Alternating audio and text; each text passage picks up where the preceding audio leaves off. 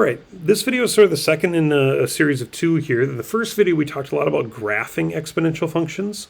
So realizing that we're going to get graphs, again, that are going to look like they started sort of from an initial value, but then they sort of rose, right? They sort of curve their way up and kind of curve their way back here. It's one simple curve. From left to right, it's always rising, right? Where it's going to have that horizontal asymptote that will never quite equal, right? Our graph would never equal 0. Well, in this video, we're going to talk a little bit about the applications of exponential growth functions. And there's really some really easy ones in the real world that a lot of folks have to deal with. First of all, population growth, right? If you live anywhere, obviously the growth of the population would be a important thing to know about. Savings accounts, right? If you ever want to save some money and make some interest on anything, and that includes investing your money. Again, savings accounts, anywhere you're earning interest, would be an exponential growth function. And also college loans, technically what you owe in interest, right? Anything dealing with interest on money essentially is an exponential idea.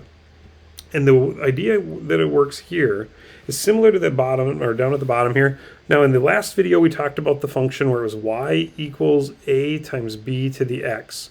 A was sort of an initial value, right? If you multiply by that after you've done your whole function, it sort of just stretches or shrinks your function. But it's really b that causes this growth to happen.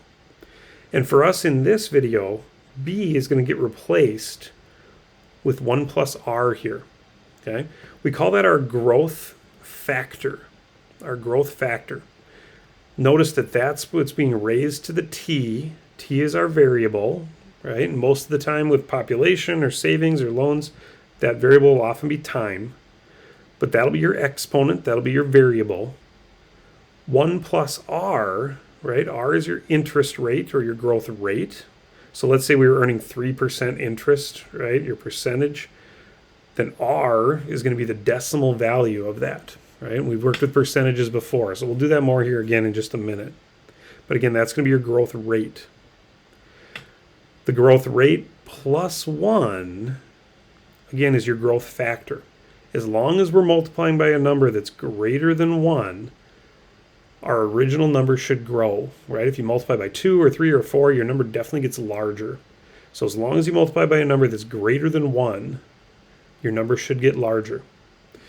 Your initial amount, again, we're going to call that C this time. Again, that's in that front number. The lettering doesn't really matter that much. Just know that that's our initial amount. It's how much we start with.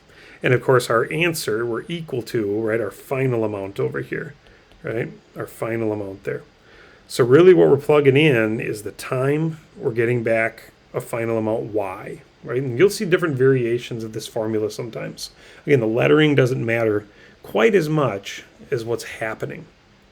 You multiply an initial amount times a number greater than 1, right? 1 plus r, and we raise that to the t. Let's see how that works in a real-world model here. You deposit $200 in a savings account, and right away I can see that $200 is going to be my C value, right? That's going to be my initial amount. So what I'm going to do is put that right there in front of the parentheses. In a savings account that pays 3% annual interest, okay? Now notice this word compounded. Compound interest is exponential growth style interest, all right? So compounded. And we'll see how that works here in just a second, or why we call it that. But what I also want you to notice is, again, this is in a percentage form.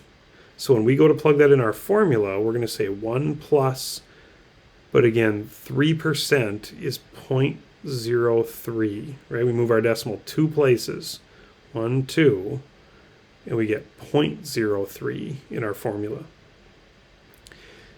Now we're compounded yearly. That just means annual interest, right? So that's just to know that we're going to be talking about years down here. The number will plug in.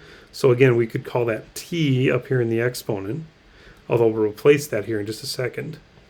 And what we're trying to find is, what is the account balance, right? How much money? What's the balance of the account? What's y? When we plug various numbers in for t, right? So if we did that for 1 year, again, we would take out t, we would plug in 1 year right there. And if you took 200 times 1.03 to the first power, so really 200 times 1.03 one time, you would get 206. Right? You get $206, and And that's how much money we would have after year 1. Again, our growth rate was 0.03 or 3%. Our growth factor, 1.03. When we multiply by a number greater than 1, we got more money, right? We have $6 extra. Now you might think, okay, well, we get $6 extra every year, so in year 2 we should have $212. But remember, in year 2, right, if we make that exponent of 2, we're multiplying by 1.03 again. So we're taking what we already had, right, and we're going to multiply it, right? In fact, I'm going to write that a little differently. We're going to take what we already had, $200, plus we made another $6, and we're going to multiply that by 1.03. Well, if you think about the distributive property, 1.03 again times 200 is going to be 206, right? We already know that from the previous year. But we also get to multiply 1.03 by our 6. So not only am I going to make my $6, right, for that first amount, I'm going to make a little bit of extra interest. So in year 2, we actually end up at $212.18. We get an extra 18 cents because we didn't just have $200 in the bank anymore. We had $206 in the bank. Right? We had $206. So we get a little bit extra interest on the interest we had already previously earned. That's why we call this compound interest. It's not simple interest anymore. It's compound interest. We're going to earn interest on our interest on our interest. I'm not just getting $6 every year. I'm getting interest on both the principal or the initial amount, okay, that first amount of money, but I'm also getting interest on the interest, right, on that $6. And in the next year, I'll get interest on that extra 18 cents as well. So 5 years down the road, right, if we said 200 times 1.03 to the 5th, well, I'm getting interest on interest on interest. I'm going to end up with even more money. $6 a year would have been $30, but notice I've got an extra $1.85 in there. Now, I know that doesn't sound like a whole lot for years of interest, but now imagine instead of $200 we start with, what if we start with $200,000, right? Now that's like almost $2,000 extra dollars that we just got. And 10 years down the road, and 20 years down the road, and 50 years down the road, notice that growth. Again, 50 years times $6 is the $300, right? But 300 and 200 would have only been 500. I've got well over 300, almost 400 extra dollars there because of that interest on interest, right? If I had done simple interest there, we would have just simply said, right, 200 times 3%, right, and added it on to itself. So again, that's that $6. Well, $6 for 50 years, right, is only $300. We should have $500 after 50 years, right?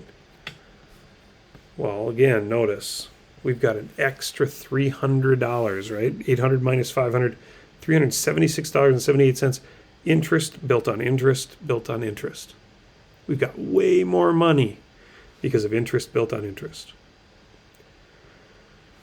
Let's try that a couple of times. Let's just set this up just a couple of times to show you. Again, it's not that tricky. And again, the more you do with them, the more easily you'll understand this. So let's just set up a couple of problems and we'll see how this works here. What would be the balance after 10 years? Now remember, in our formula, 10 years is therefore our time, right? That's going to be the time. So when we think about our formula, y equals initial amount times 1 plus r raised to the t, right? T is going to be our time. We deposit $35,000. Again, that's our initial amount. That's our C. Into an account that pays 30.8% interest.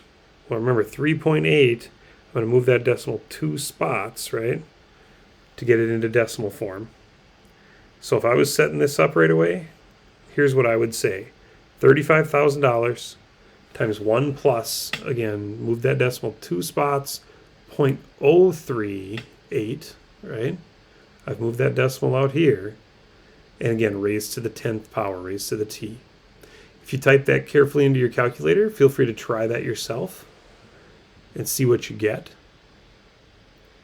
But if you type that in, we're going to end up with $50,000 here. So notice over the course of just 10 years, we've made ourselves over $15,000, right, in interest.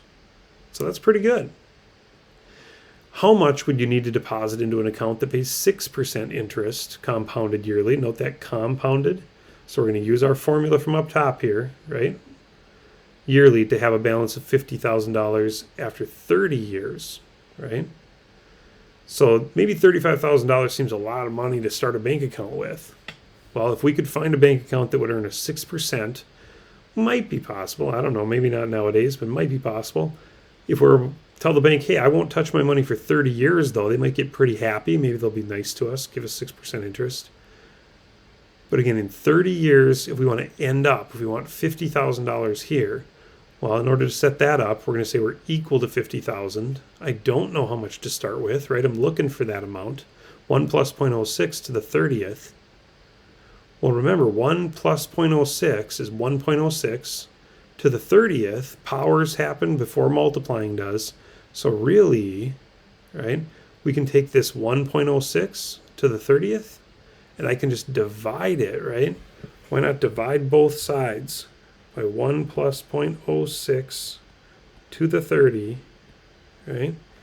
I'm going to divide this side, same thing, by 1 plus 0.06 to the 30th, right? And now notice there's no variables on that left side. $50,000 divided by 1.06 to the 30th. And notice we only have to start to end up with $50,000, right? Just put money into the bank, leave it there for 30 years. Kind of like a retirement account, right? You just put it in the bank and never touch it. You only really have to start with just short of $9,000, right? $8,700. And you can end up with $50,000 in 30 years. Trick there is you just got to be able to not touch it. You put it in the bank and you kind of imagine it's not there, and 30 years down the road you go, well, hey, I forgot I had that money, right? Or maybe you're lucky. Maybe when you were born, your parents put that in the bank, didn't tell you about it. You turn 30 and bam, you got $50,000, right? Not a bad deal. Anyway, that's how that's going to work. Again, initial amount times 1 plus r raised to the t. Feel free to talk to your teacher if you have any questions. Otherwise, good luck with exponential functions and have a great day.